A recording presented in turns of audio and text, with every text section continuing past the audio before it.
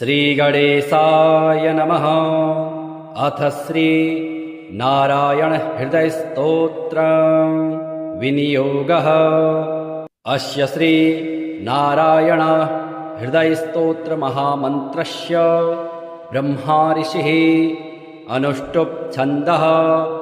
नारायणो देवता नारायण प्रीत्यर्थे पाठे विनियोगः। उद्यदादित्यसङ्काशं पीतवासं चतुर्भुजं शङ्खचक्रगदापाणिं ध्याये लक्ष्मीपतिं हरेम्। ॐ नारायणः परं ज्योतिरात्मा नारायणः परः नारायणः परं ब्रह्म नारायण नमोऽस्तुते। नारायणः परो देवो धाता नारायणः परः नारायणः परो धाता नारायण नमोऽस्तुते। नारायणः परं धाम ध्यानं नारायणः परः नारायण परो धर्मो नारायण नमोऽस्तुते। नारायणः परो देवो विद्या नारायणः परः विश्वं नारायणः साक्षान् नारायण नमोऽस्तुते। नारायणाद् विधिर्जातो जातो नारायणाद् भवः जातो नारायणादिन्द्रो नारायण नमोऽस्तुते। रविर्नारायणस्तेजः चन्द्रो नारायणो महा वह्निर्नारायणः साक्षात् नारायण नमोऽस्तुते। नारायण उपास्यः स्यात् गुरुर्नारायणः परः नारायणः परो बोधो नारायण नमोऽस्तुते। नारायणः फलं मुख्यं सिद्धिर्नारायणः सुखं हरिर्नारायणः शुद्धिर्नारायण नमोऽस्तुते। निगमा वेदितानन्त कल्याण गुणवारिधे नारायण नमस्तेस्तु नरकारणवतारक। जन्म मृत्यु जरा व्याधि पारतन्त्र्यादिभिः सदा दोषैर्सृष्टिरूपाय नारायण नमोऽस्तुते। वेदशास्त्रार्थ्यं विज्ञान साध्यभक्त्येकगोचर नारायण नमस्तेस्तु मामुद्धरभवार्णवात्। नित्यानन्दमहोदार परात्पर जगत्पते नारायण नमस्तेस्तु मोक्षसाम्राज्यदायिने। आब्रह्मस्तं पर्यन्तमखिलात्म महाश्रय सर्वभूतात्मभूतात्मन् नारायण नमोऽस्तुते। पालिताशेषलोकाय पुण्यश्रवणकीर्तन नारायण नमस्तेस्तु प्रलयोदकसायिने। निरस्त सर्वदोषाय भक्त्यादि गुणदायिने नारायण नमस्तेस्तु त्वां विना नहि मे गतिः। धर्मार्थ काम मोक्षाख्य पुरुषार्थ प्रदायिने नारायण नमस्तेस्तु पुनस्तेस्तु नमो नमः। नारायण त्वमेवासि दहराख्ये हृदि स्थितः प्रेरिता प्रेयमाणानां त्वया प्रेरितमानसः। त्वदाज्ञां शिरसा कृत्वा भजामि जनपावनं नानोपासनमार्गाणां भवकृत् भावबोधकः। भावार्थकृतभवातीतो भवसौख्यप्रदो मम त्वन्मायामोहितं विश्वं त्वयैव परिकल्पितं। त्वदधिष्ठानमात्रेण सा वै सर्वार्थकारिणी त्वमेव तां पुरस्कृत्य मम कामान् समर्थय। न मे त्वदन्यस्त्रातास्ति त्वदन्यन्न हि दैवतं त्वदन्यं न हि जानामि पालकं पुण्यवर्धनं। यावत् सांसारिको भावो मनस्थो भावनात्मकः तावत् सिद्धिर्भवेत् साध्या सर्वदा सर्वदा विभो। पापिनामहमेकाग्रो दयालूनां त्वमग्रणीः दयनीयो मदन्योऽस्ति तव कोऽत्र जगत्त्रये।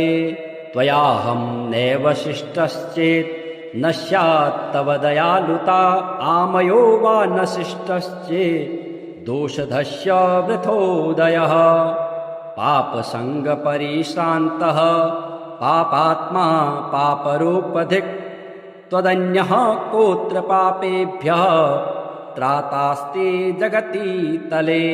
त्वमेव माता च पिता त्वमेव बन्धुश्च सखा त्वमेव विद्या द्रविणं त्वमेव सर्वं मम देवदेव। प्रार्थना दशकं चैव मूलाष्टकमतः परं यः पठेत् शृणुया नित्यं तस्य लक्ष्मीः स्थिरा भवेत्। नारायणस्य हृदयं सर्वाभीष्टफलप्रदं लक्ष्मीहृदयकं स्तोत्रं यदि चेदद्विना कृतं तत्सर्वं निष्फलं प्रोक्तं लक्ष्मीः क्रुध्यते सर्वदा। एतत् संकलितं स्तोत्रं सर्वाभीष्टफलप्रदं जपेत् संकलितं कृत्वा सर्वाभीष्टमवाप्नुयात्। नारायणस्य हृदयम् आदौ जप्त्वा ततः परम् लक्ष्मी हृदयकं स्तोत्रं जपेन्नारायणं पुनर्नारायणं जप्त्वा पुनर्लक्ष्मीनुतिं जपेत्। तद्वद्होमादिकं कुर्यात् देतत् संकलितं शुभम् एवं मध्ये द्विवारेण जपेत् संकलितं शुभम्। लक्ष्मी हृदयके स्तोत्रे सर्वमन्यत् प्रकाशितं सर्वान् कामान् वाप्नोति आधिव्याधिभयं हरेत्। गोप्यमेतत् सदा कुर्यात् न सर्वत्र प्रकाशयेत् इति गुह्यतमं शास्त्रं प्रोक्तं ब्रह्मादिभिः पुरा। लक्ष्मी हृदय प्रोक्तेन विधिना साधयेत् सुधे तस्मात् सर्वप्रयत्नेन साधयेत् गोपयेत् सुधे। यत्र तत्पुस्तकं तिष्ठेत् लक्ष्मी नारायणात्मकं भूतपैशाच वेताल भयं नैव तु सर्वदा। भृगुवारे तथा रात्रो पूजयेत् पुस्तकद्वयं सर्वदा सर्वदा स्तुत्यं गोपयेत् साधयेत् सुधे। गोपनात् साधनान् लोके धन्यो भवति तद्वतः। श्रीशङ्कर उवाच नमस्ते परमानन्द नमो नीलाभलोचन नमस्ते हरये तुभ्यं त्रयीमूर्तिर्धराय च नीलजीमुतवपुषे नमस्ते लोकनायक देवानां वरदातासे प्रसन्नार्ते हर प्रभो एकाम्रकनिवासाय नमस्ते पीतवाससे त्रिगुणैर्बाह्यरूपाय शङ्खचक्रावधारिणे त्वमेको जगतामादिः कारणानां च कारणं भक्तबद्धो जगन्नाथ करुणामय सागर। तव स्थानानि रम्याणि सन्ति देव सहस्रशः एकाम्रे गुप्तरूपं च न जानामि कथं प्रभो। मामुवाच पुरा विष्णो त्वं ममार्धशरीरकः इदानीं तु कथं राज्यं कृतवानसि केशव। नारदस्तव भक्तास्तु शय्याते भुजगेश्वरः केवलं तौ हि जानीतः कृपा नास्ते मयि प्रभो। गोपीनां प्रेम भक्तानां दत्ता भक्तिस्त्वया प्रभो सनकाद्याश्च तिष्ठन्ते ईश्वरेच्छा निरङ्कुशः। एकाम्रविपिने रम्ये तिष्ठन्ते परमेश्वर योगनिद्रां समाश्रित्य लोचनार्धौ च मुद्रितौ इदानीं करुणां कृत्वा देहि मे जगदीश्वर स्वस्थानं देहि मे स्थातु मागतोऽहं तवान्तिके आदिदेवं जगत्कारणं श्रीधरं लोकनाथं विभुं व्यापकं शङ्करं सर्वभक्तिष्टदं मुक्तिदं माधवं सत्यनारायणं विष्णुमि संभजे सर्वदा लोककल्याणपारायणं देवगोविप्ररक्षार्थसद्विग्रहं दीनहीनात्मभक्ताश्रयं सुन्दरं सत्यनारायणं विष्णुमि संभजे दक्षिणे यस्य गङ्गा शुभा शोभते राजते सारमायस्य वामे सदा यः प्रसन्नाननो भाति भव्यच्युतं सत्यनारायणं विष्णुमि संभजे सङ्कटे सङ्गरे यं जनः सर्वदा स्वात्मभेनाशनाय स्मरेत् पीडितः पूर्णकृत्यो भवेत् यत्प्रसादाच्युतं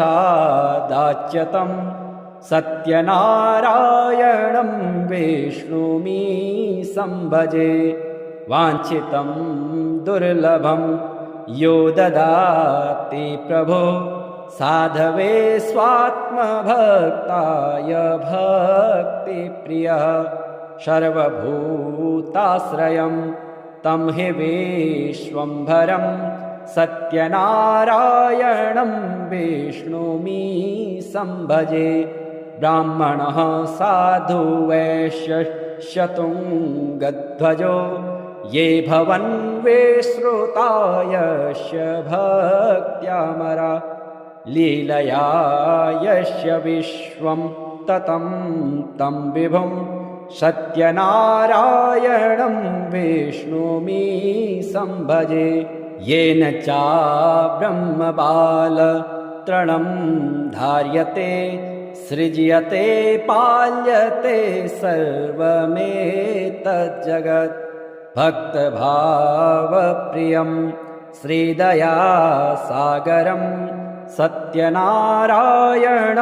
विष्णुमि संभजे सर्वकामप्रदं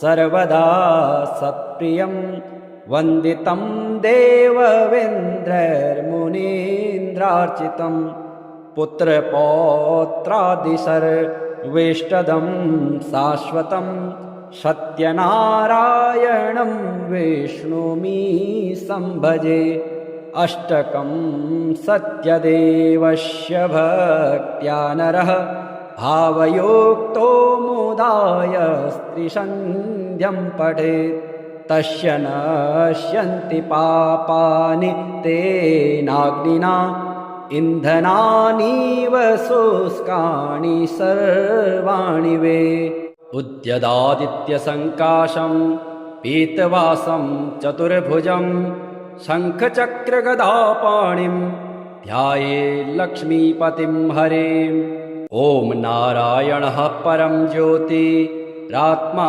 नारायणः परः नारायणः परं ब्रह्म नारायण नमोऽस्तुते नारायणः परो देवो धाता नारायणः परः नारायणः परो धाता नारायण नमोऽस्तुते नारायणः परं धाम ध्यानं नारायणः परः नारायण परो धर्मो नारायण नमोऽस्तुते नारायणः परो देवो विद्या नारायणः परः विश्वं नारायणः साक्षान् नारायण नमोऽस्तुते। नारायणाद् विधिर्जातो जातो नारायणाद्भवः जातो नारायणादिन्द्रो नारायण नमोऽस्तुते। रविर्नारायणस्तेजः चन्द्रो नारायणो महा वह्निर्नारायणः साक्षात् नारायण नमोऽस्तुते। नारायण उपास्यः स्यात् गुरुर्नारायणः परः नारायणः परो बोधो नारायण नमोऽस्तुते। नारायणः फलं मुख्यं सिद्धिर्नारायणः सुखं हरिर्नारायणः शुद्धिर्नारायण नमोऽस्तुते। निगमा वेदितानन्त कल्याण गुणवारिधे नारायण नमस्तेस्तु नरकारणवतारक। जन्म मृत्यु जरा व्याधि पारतन्त्र्यादिभिः सदा दोषैर्स्पृष्टरूपाय नारायण नमोऽस्तुते। वेदशास्त्रार्थ्यं विज्ञान साध्यभक्त्येकगोचर नारायण नमस्तेस्तु मामुद्धर भवार्णवात्। नित्यानन्द महोदार परात्पर जगत्पते नारायण नमस्तेस्तु मोक्षसाम्राज्यदायिने। आब्रह्मस्तं पर्यन्तमखिलात्म महाश्रय सर्वभूतात्मभूतात्मन् नारायण नमोऽस्तुते। पालिताशेषलोकाय पुण्यश्रवणकीर्तन नारायण नमस्तेस्तु प्रलयोदकसायिने। निरस्त सर्वदोषाय भक्त्यादि गुणदायिने नारायण नमस्तेस्तु त्वां विना नहि मे गतिः। धर्मार्थ काम मोक्षाख्य पुरुषार्थ प्रदायिने नारायण नमस्तेस्तु पुनस्तेस्तु नमो नमः। नारायण त्वमेवासि दहराख्ये हृदि स्थितः प्रेरिता प्रेयमाणानां त्वया प्रेरितमानसः। त्वदाज्ञां शिरसा कृत्वा भजामि जनपावनं नानोपासनमार्गाणां भवकृत् भावबोधकः। भावार्थकृत भवातीतो भवसौख्यप्रदो मम त्वन्मायामोहितं विश्वं त्वयैव परिकल्पितं। त्वदधिष्ठानमात्रेण सा वै सर्वार्थकारिणी त्वमेव तां पुरस्कृत्य मम कामान् समर्थय। न मे त्वदन्यस्त्रातास्ति त्वदन्यन्न हि दैवतं त्वदन्यं न हि जानामि पालकं पुण्यवर्धनं। यावत् सांसारिको भावो मनस्थो भावनात्मकः तावत् सिद्धिर्भवेत् साध्या सर्वदा सर्वदा विभो। पापिनामहमेकाग्रो दयालूनां त्वमग्रणिः दयनीयो मदन्योऽस्ति तव कोऽत्र जगत्त्रये। त्वयाहं नैव शिष्टश्चेत् न स्यात् तव दयालुता आमयो वा न शिष्टश्चेत् दोषधस्य वृथोदयः। पापसङ्गपरिश्रान्तः पापात्मा पापरूपधिक् त्वदन्यः कोऽत्र पापेभ्यः त्रातास्ति जगति तले। त्वमेव माता च पिता त्वमेव बन्धुश्च सखा त्वमेव विद्या द्रविणं त्वमेव सर्वं मम देवदेव। प्रार्थना दशकं चैव मूलाष्टकमतः परं यः पठेत् शृणुया नित्यं तस्य लक्ष्मीः स्थिरा भवेत्। नारायणस्य हृदयं सर्वाभीष्टफलप्रदं लक्ष्मीहृदयकं स्तोत्रं यदि चेदद्विना कृतं तत्सर्वं निष्फलं प्रोक्तं लक्ष्मीः क्रुध्यते सर्वदा एतत् संकलितं स्तोत्रं सर्वाभीष्टफलप्रदम् जपेत् संकलितं कृत्वा सर्वाभीष्टमवाप्नुयात् नारायणस्य हृदयम् आदौ जप्त्वा ततः परम् लक्ष्मी हृदयकं स्तोत्रं जपेन्नारायणं पुनः पुनर्नारायणं जप्त्वा पुनर्लक्ष्मीनुतिं जपेत् तद्वद्होमादिकं कुर्यात् देतत् संकलितं शुभम् एवं मध्ये द्विवारेण जपेत् संकलितं शुभम् लक्ष्मी हृदयके स्तोत्रे सर्वमन्यत् प्रकाशितं सर्वान् कामान् वाप्नोति आधिव्याधिभयं हरेत् गोप्यमेतत् सदा कुर्यात् न सर्वत्र प्रकाशयेत् इति गुह्यतमं शास्त्रं प्रोक्तं ब्रह्मादिभिः पुरा लक्ष्मी हृदय प्रोक्तेन विधिना साधयेत् सुधे तस्मात् सर्वप्रयत्नेन साधयेत् गोपयेत् सुधे यत्र तत्पुस्तकं तिष्ठेत् लक्ष्मी नारायणात्मकं भूतपैशाच वेताल भयं नैव तु सर्वदा भृगुवारे तथा रात्रो पूजयेत् पुस्तकद्वयं सर्वदा सर्वदा स्तुत्यं गोपयेत् साधयेत् सुधे गोपनात् साधनान् लोके धन्यो भवति तद्वतः श्रीशंकर उवाच नमस्ते परमानन्द नमो नीलाभलोचन नमस्ते हरये तुभ्यं त्रयीमूर्तिर्धराय च नीलजीमुतवपुषे नमस्ते लोकनायक देवानां वरदातासे प्रसन्नार्ते हर प्रभो एकाम्रकनिवासाय नमस्ते पीतवाससे त्रिगुणैर्बाह्यरूपाय शङ्खचक्रावधारिणे त्वमेको जगतामादिः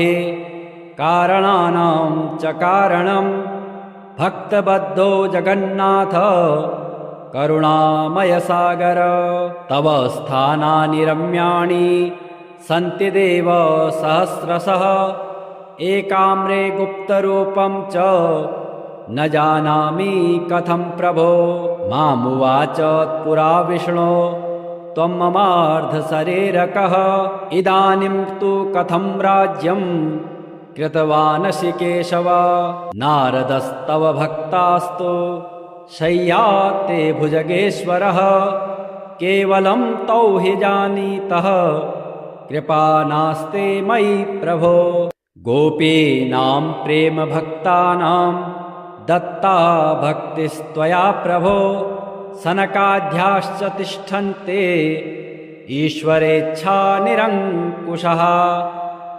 एकाम्रविपिने रम्ये तिष्ठन्ते परमेश्वर योगनिद्रां समाश्रित्य लोचनार्धौ च मुद्रितौ इदानीं करुणां कृत्वा देहि मे जगदीश्वर स्वस्थानं देहि मे स्थातु मागतोऽहं तवान्तिके आदिदेवं जगत्कारणं श्रीधरं लोकनाथं विभुं व्यापकं शङ्करं सर्वभक्तिष्टदं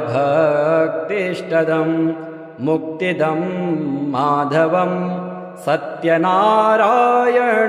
विष्णुमि संभजे सर्वदा लोककल्याणपारायणं देवगोविप्ररक्षार्थसद्विग्रहं दीनहीनात्मभक्ताश्रयं सुन्दरं सत्यनारायणं विष्णुमि संभजे दक्षिणे यस्य गङ्गा शुभा शोभते राजते सारमायस्य वामे सदा यः प्रसन्नाननो भाति भव्यच्युतं सत्यनारायणं विष्णुमि संभजे। संकटे संगरे यं जनः सर्वदा स्वात्मभेनाशनाय स्मरेत् पीडितः पूर्णकृत्यो भवेत् यत्प्रसादाच्युतं सत्यनारायणं विष्णुमि संभजे।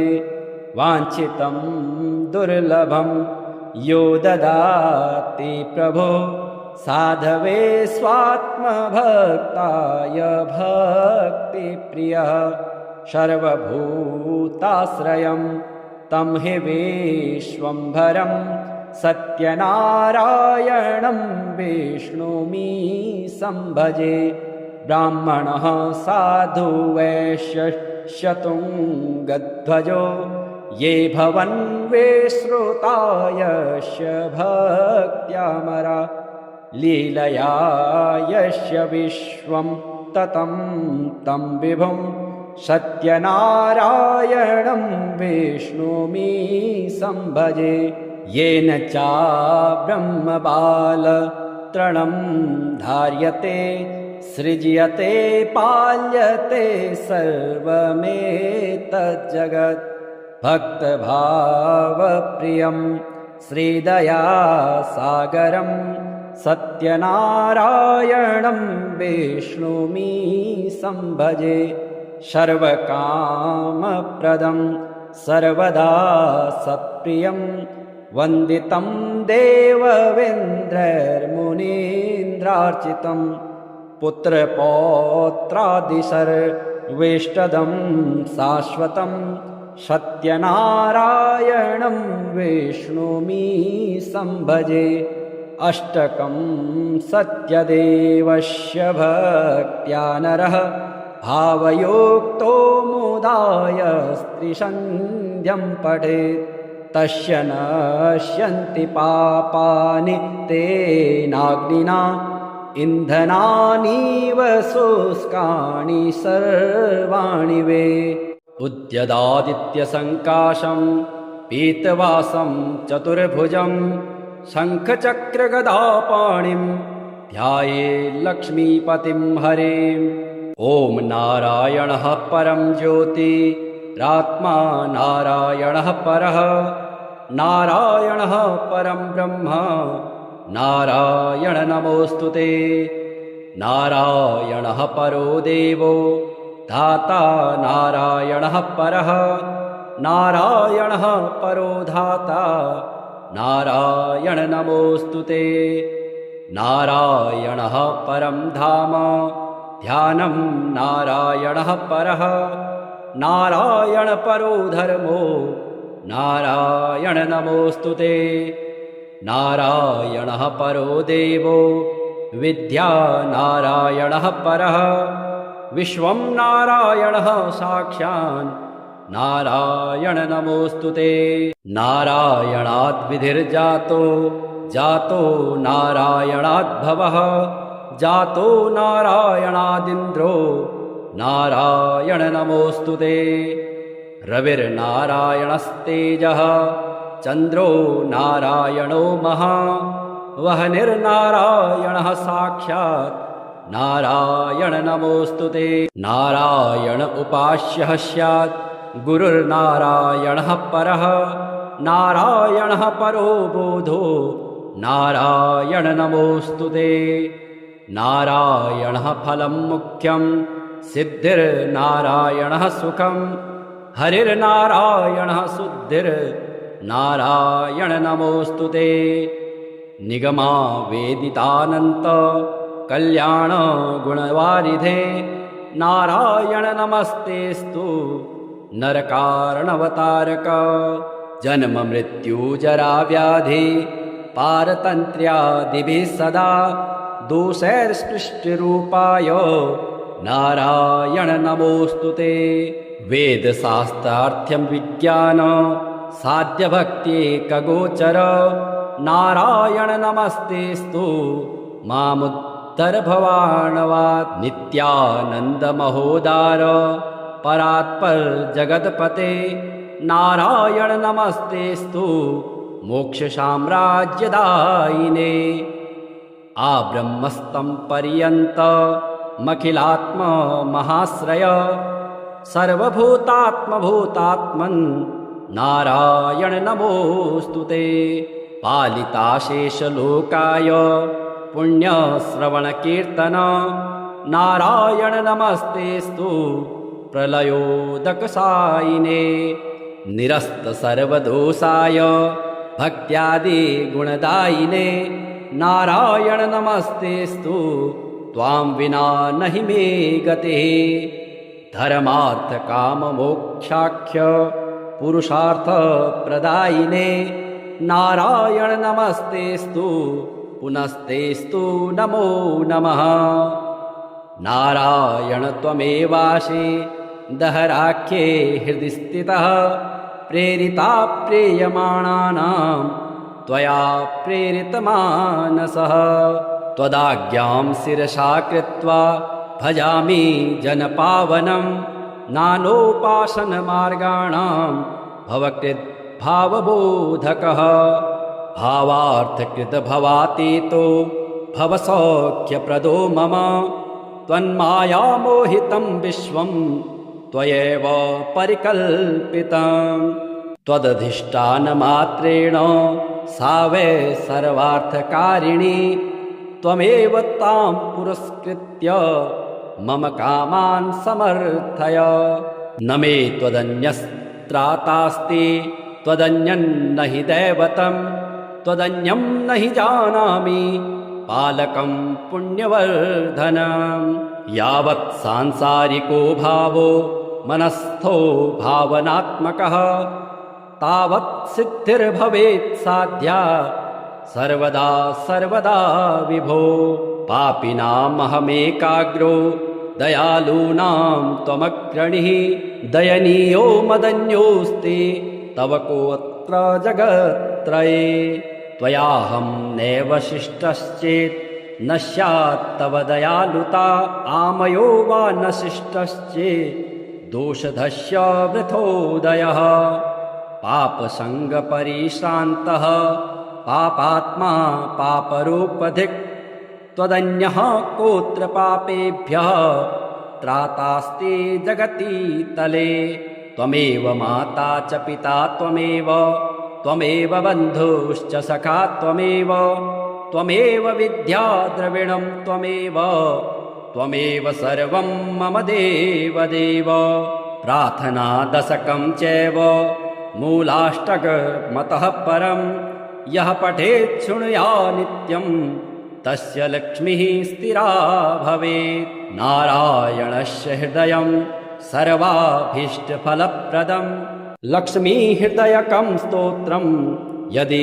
चेदद्विना कृतं तत्सर्वं निष्फलं प्रोक्तं लक्ष्मीः क्रुध्यते सर्वदा एतत् संकलितं स्तोत्रं सर्वाभीष्टफलप्रदं जपेत् संकलितं कृत्वा सर्वाभीष्टमवाप्नुयात् नारायणस्य हृदयम् आदौ जप्त्वा ततः परम् लक्ष्मी हृदयकं स्तोत्रं जपेन्नारायणं पुनः पुनर्नारायणं जप्त्वा पुनर्लक्ष्मीनुतिं जपेत् तद्वद्होमादिकं कुर्यात् देतत् संकलितं शुभम् एवं मध्ये द्विवारेण जपेत् संकलितं शुभम् लक्ष्मी हृदयके स्तोत्रे सर्वमन्यत् प्रकाशितं सर्वान् कामान् वाप्नोति